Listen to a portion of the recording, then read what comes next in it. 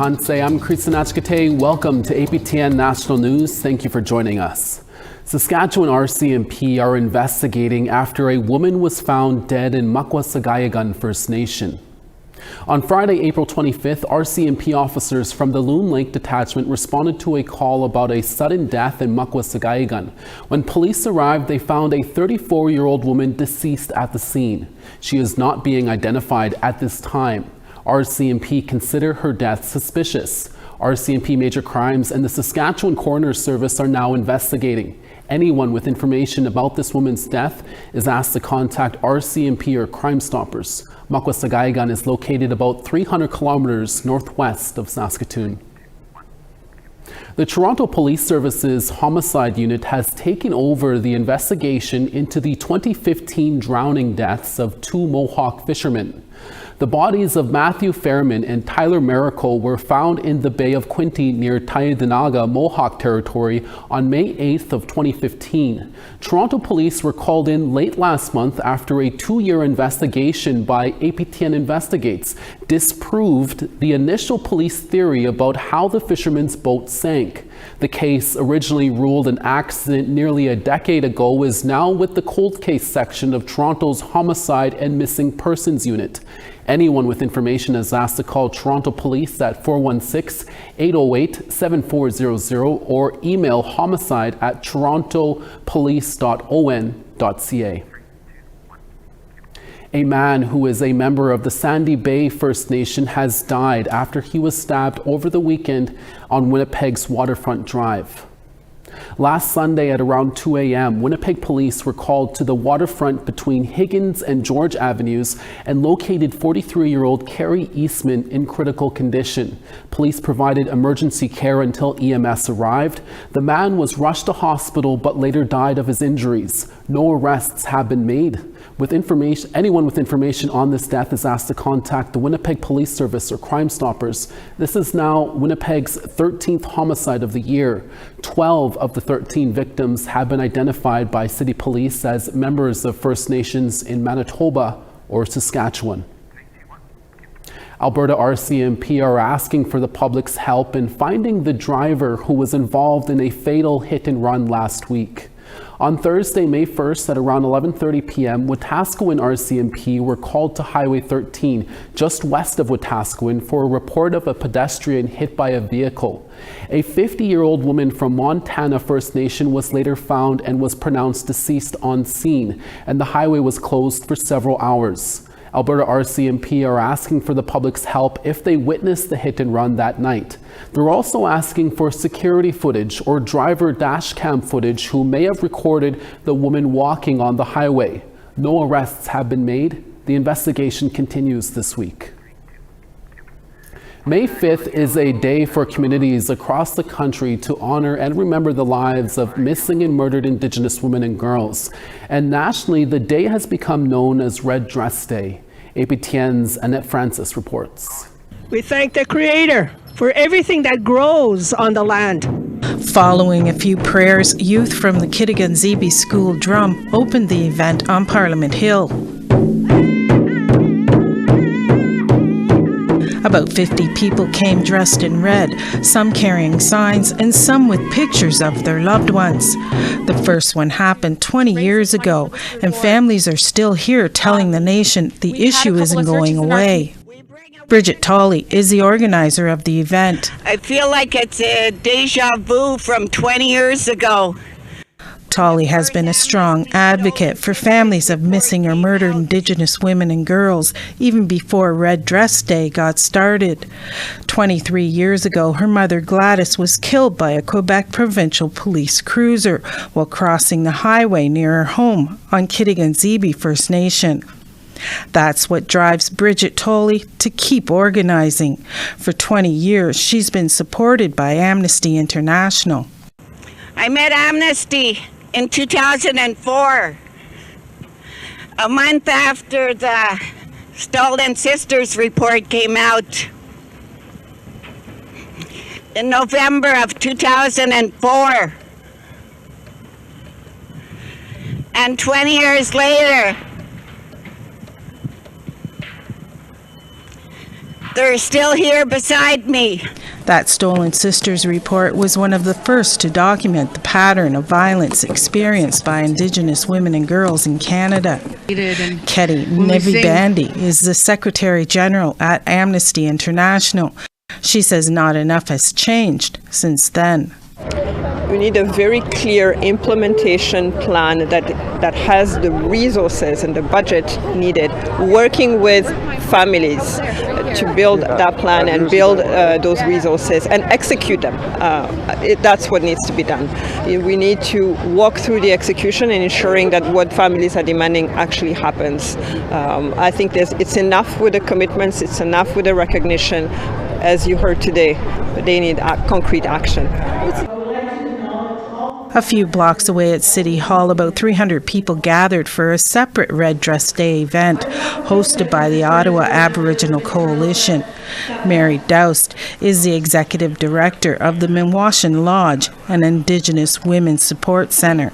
She says progress on combating MMIWG continues to be slow. The losses and the direct impact it's had on many of us only continues at a rapid rate that is it's inhumane to have to constantly face tragedy over and over again.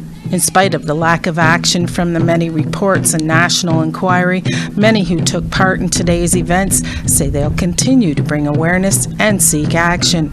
Annette Francis, APTN National News, Ottawa. Also on Parliament Hill, an Indigenous-led project to collect data on missing and murdered Indigenous women and girls was among a number of Red Dress Day events in Ottawa. The data project is a collaboration between Poktutit Inuit Women of Canada, La Femme Michif Otipamisawak, the Ontario Native Women's Association, and Two Spirits in Motion Society. The groups hope that collecting vital statistics on MMIWG will pressure the federal government to fully implement all 231 calls to justice identified in the final report of the National Inquiry into MMIWG. Ontario Native Women's Association's CEO Cora Maguire-Surratt says this data will lead to positive policy change. Indigenous women are not safe when they're accessing services and systems. When you're looking at the healthcare system, the justice system, the policing system, sometimes people like to think that it's one bad person who did one bad thing, when it's not. When you look at it, it was a systemic failure. And so everybody has a responsibility to correct that systemic issue. And so the data story is going to really showcase where there is policies that are actually implemented that are discriminating and perpetuating the violence that Indigenous women continue to face. Now to the East Coast, where youth-led Saskatchewan's Red Dress Walk to learn and promote awareness about MMIWG and 2S. APTN's Angel Moore reports.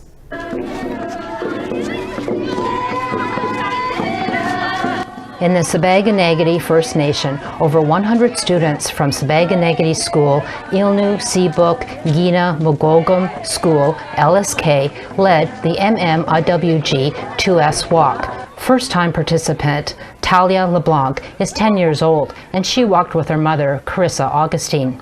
Because it brings awareness of the missing and murdered Indigenous people. And did you enjoy?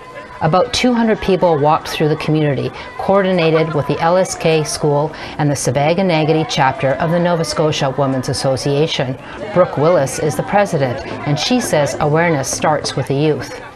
Yeah, aware of their surroundings and just to be more precautious when going out, because our people do go missing at a higher alarming rate. So I felt it was very important that we did have them participate today.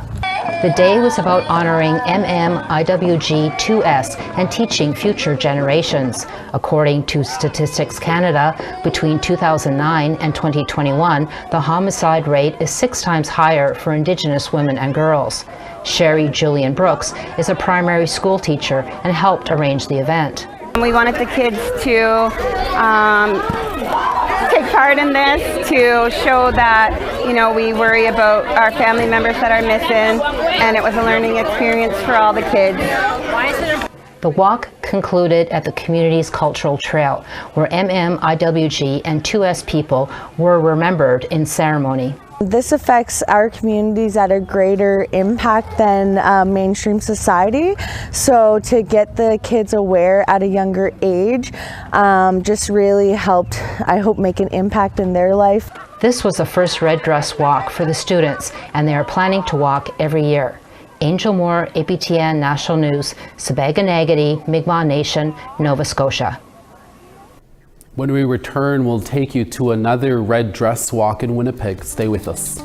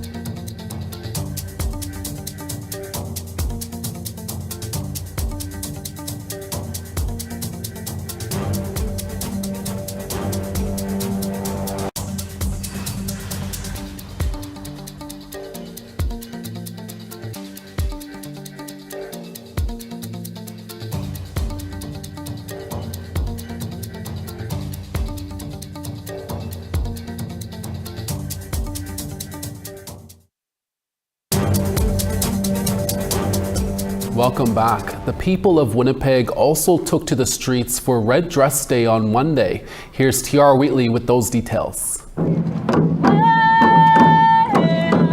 Leading with the Strong Women's Song, families took to the streets of downtown Winnipeg. Joining them were over 300 people from the community. Grand Chief Kyra Wilson of the Assembly Manitoba Chiefs also marching in support. You know, obviously we're dealing with a crisis right now, and so today is a reminder of how important this recognition and awareness is. Also recognizing the fight of families to get 2 separate landfills searched in the city. So of course, you know, with Prairie Green Landfill, we were successful in that search, and now we're moving towards a search at Rady Landfill, and we've had a lot of support from different levels of government.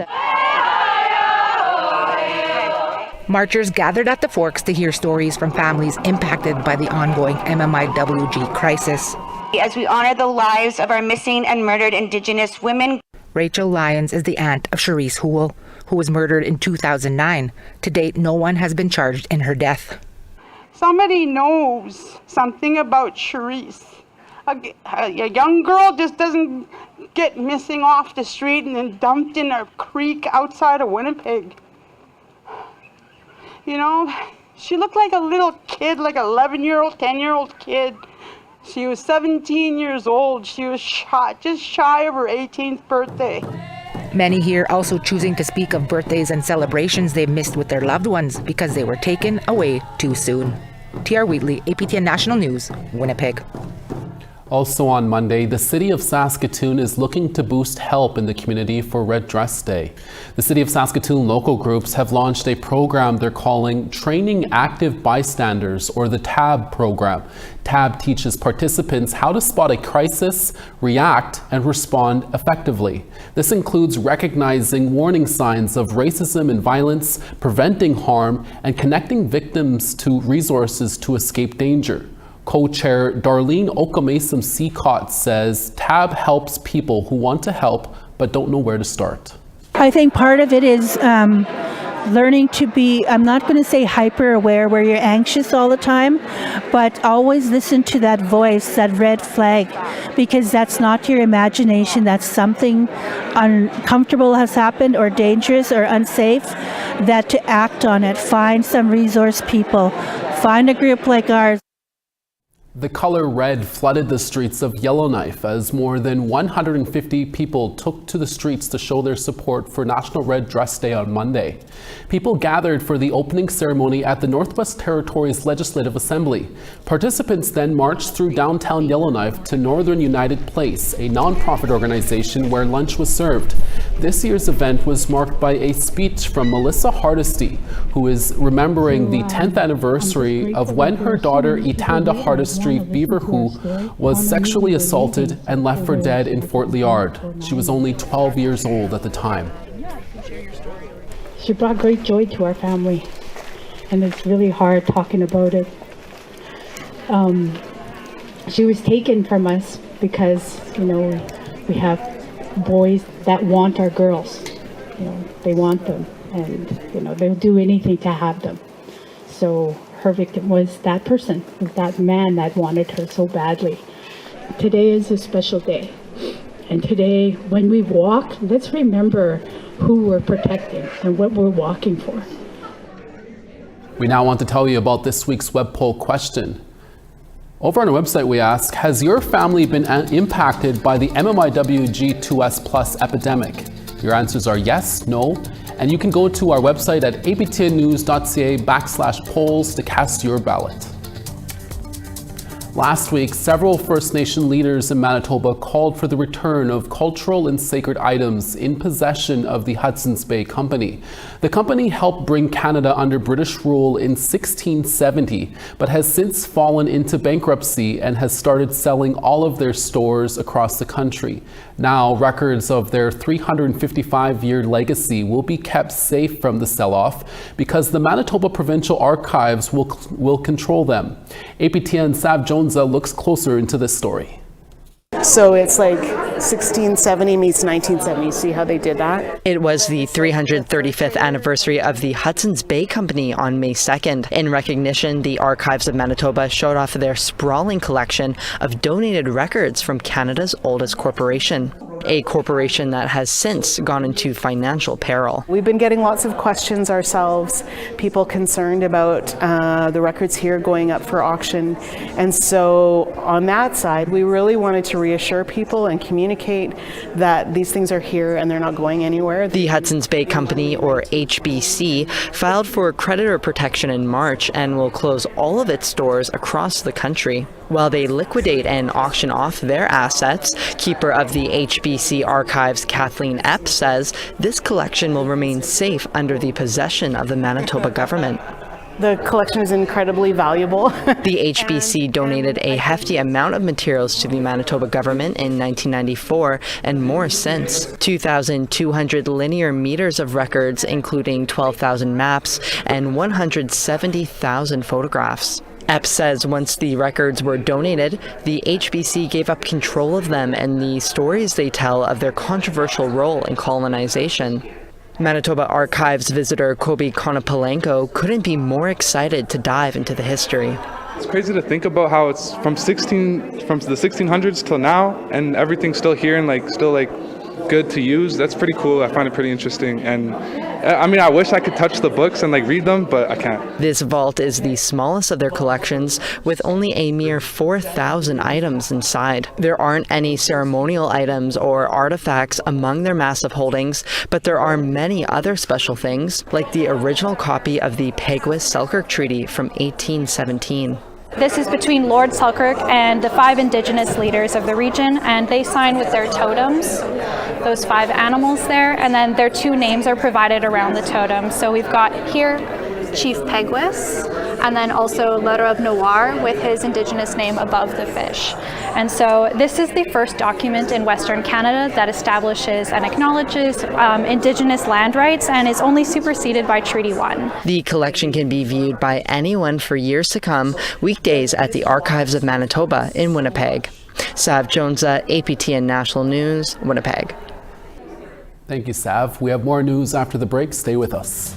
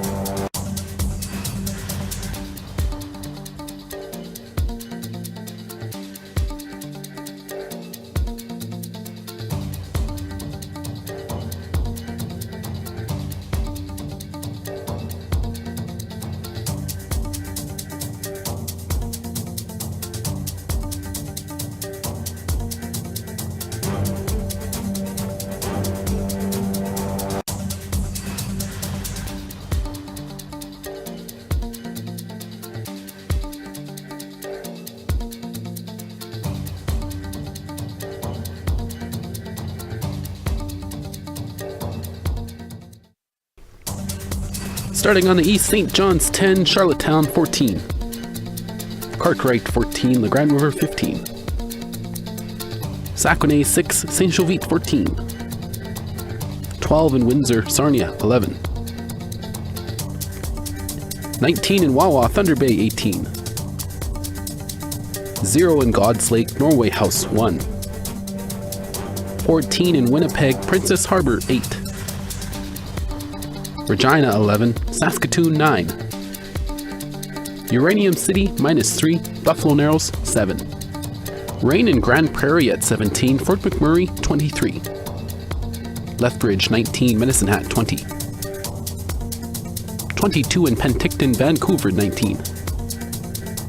20 in Prince George, Prince Rupert 9. Dawson 13, Mayo 12. Yellowknife 8, Fort Simpson 16. Fort McPherson -1, Colville Lake -4. -3 in Baker Lake, Cambridge Bay -7. And Resolute -9, Arctic Bay -9 as well. Thanks for staying with us. Métis singer-songwriter Amanda Rayum has been keeping busy this year. Shortly after being presented with a King Charles III Coronation Medal, she's now come out with a brand new album. APTN's Veronica Blackhawk has that story.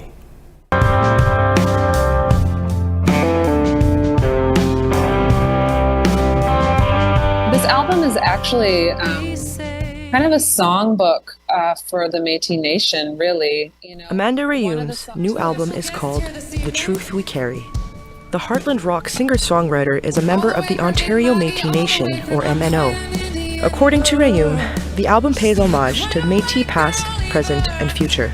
One of the main themes, and it really relates to the title even, The Truth We Hold, is that I think that a lot of Métis history has been untold, and I think it's also been misunderstood. And I think a lot of people know, Louis Riel and Gabriel Dumont, but I think that there's the history is so rich and the culture is so rich, and my real hope is to be able to lift that up. Her single called One of These Days is an example of that.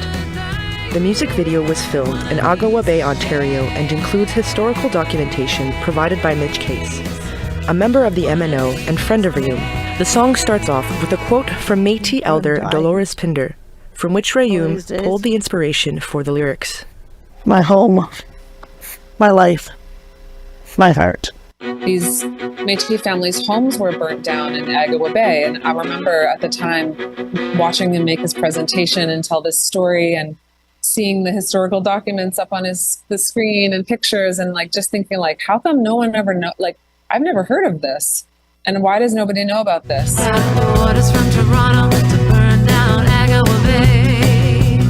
Alongside the release, Rayum announced an upcoming tour, kicking off on April 30th with dates spanning Eastern Canada and ending in Japan.